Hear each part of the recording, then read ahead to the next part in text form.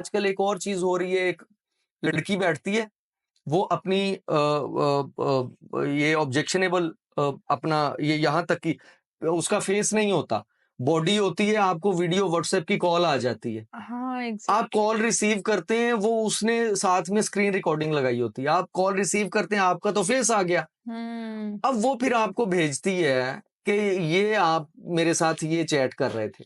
Oh my God! अब किस-किस को आप बताएँगे कि यार इवन ये गर्ल्स भी इसका शिकार हो रही हैं। हुँ। लड़का बैठा होता है नंगा होके आगे और लड़की को कॉल करता है वीडियो कॉल, वो रिसीव कर लेती है।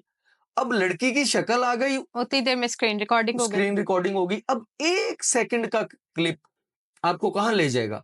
आपका भाई, आपका बाप, आपका कोई बंदा नहीं मानेगा कि यार ट्रस्ट ही ये नहीं ऐसे हो करेंगे, ट्रस्ट ही नहीं ट्रस्ट ही करें। नहीं वो करेंगे। कहेंगे यार तुमने किया है, तुमने क्योंकि किया। आप हो सामने। बिल्कुल। अच्छा वो फॉर्ज भी नहीं है, वो ओरिजिनल है।